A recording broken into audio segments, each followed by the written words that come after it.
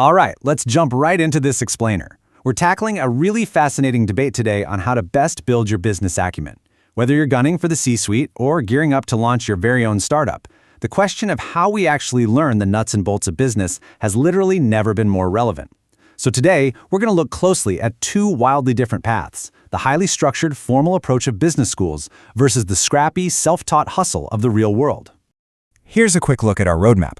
We'll start with the business acumen dilemma, then explore Path 1, the structured sandbox, followed by Path 2, the self-taught hustle. After that, we'll pull it all together with the 70-20-10 synthesis, and finally, talk about choosing your own learning path.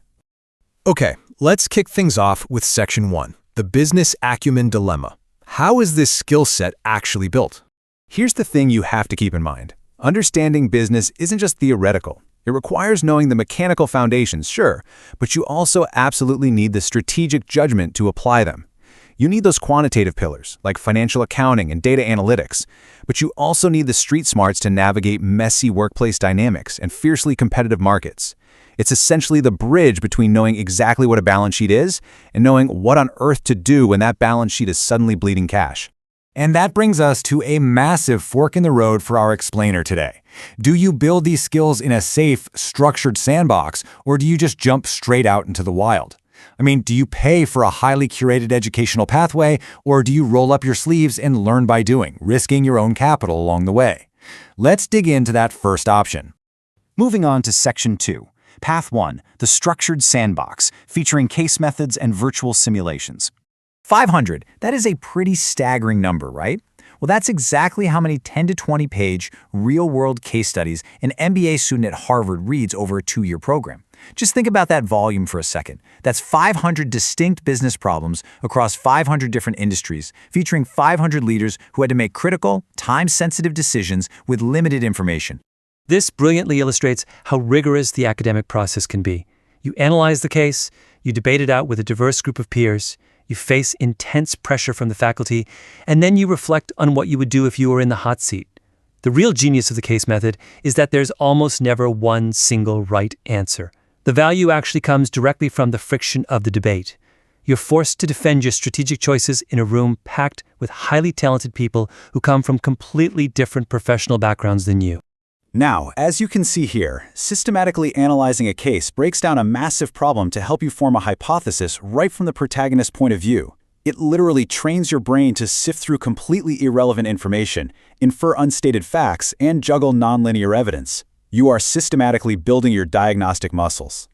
But it's not all just reading cases. Business schools also use these incredibly complex digital simulations. This lets you practice making rapid-fire pricing or supply chain decisions without the looming fear of, actual bankruptcy.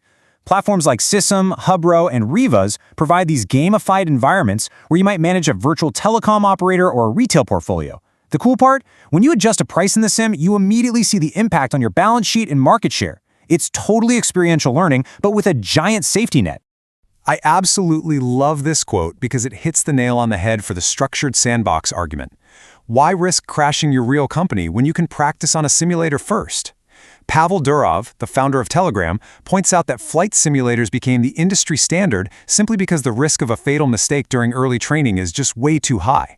Business simulations offer that exact same level of protection for aspiring entrepreneurs. All right, let's pivot to Section 3, Path 2, the self-taught hustle, focusing on bootstrapping and side projects. I mean, just look at these examples. You can build some serious business acumen, not to mention real cash, by launching bizarre, highly specific side hustles out in the real world. You've got an engineer creating literal saddles for pet chickens, a single mom making 15 grand selling custom astrology calendars, or even a guy earning passive income by writing fish tank reviews. These aren't multinational conglomerates, but they serve as incredible micro-laboratories for learning how business actually works. The core argument here is that you can avoid the classroom entirely. Experiencing the real, messy problems and opportunities of your own business forces you to learn things like accounting, marketing, and strategy completely on the fly. When it's your own hard-earned money on the line, figuring out how to run a profitable Facebook ad campaign or how to balance your books at midnight isn't just some academic exercise anymore. It is literal survival.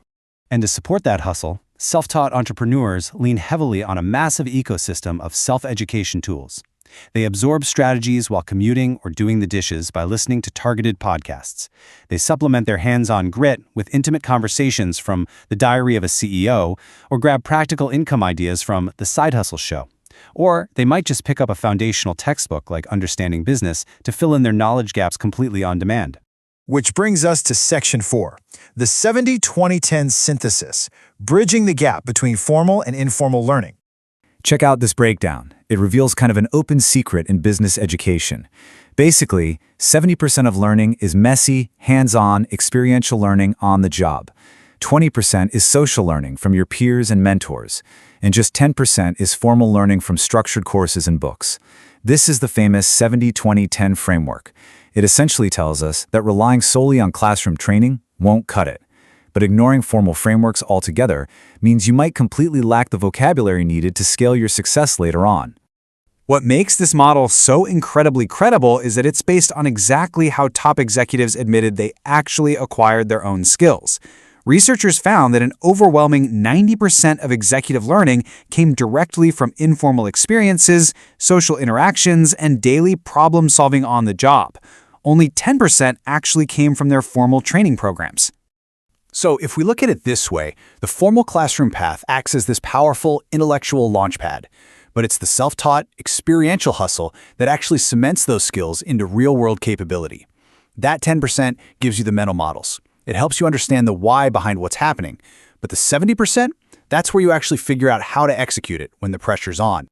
Finally, let's wrap up with Section 5, choosing your learning path. Which route is actually right for you? Well, if you don't have a business degree, these curated, formal programs are a fantastic way to get that crucial 10% foundation before you dive into the deep end. And you don't even have to quit your day job. Programs from places like Harvard, Wharton, or the Colorado School of Mines offer these targeted, self-paced modules.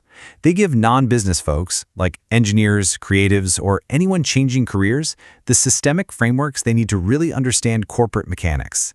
But don't forget, even in the highly formal case method, that 20% social learning aspect, where you're debating and collaborating with your peers, is what truly unlocks the value of the whole education. This quote from an HBS student highlights that perfectly. Whether you're in a prestigious MBA program or just networking at a local startup meetup, interacting with peers, finding mentors, and engaging in feedback loops is an absolutely vital pillar of building your business acumen. Because business is huge. It's a massive, sprawling topic. So whether you choose the safety of the sandbox or the grit of the hustle, remember that building acumen is a long-term pursuit of compounding daily habits. It's reading 10 pages of a great business book, or listening to a 15-minute podcast on your commute, or finally just launching that side project you've been dreaming about. Nobody masters the whole shebang overnight. You just have to start building. So I'll leave you with this one final thought to chew on today. To truly master business, which path will you take first? Are you going to seek out the structured sandbox to learn the rules of the game? Or will you build a side hustle and learn by surviving out in the wild? The most successful leaders eventually do both, for sure. But your next move, that is entirely up to you. Thanks so much for joining me on this explainer, and keep learning.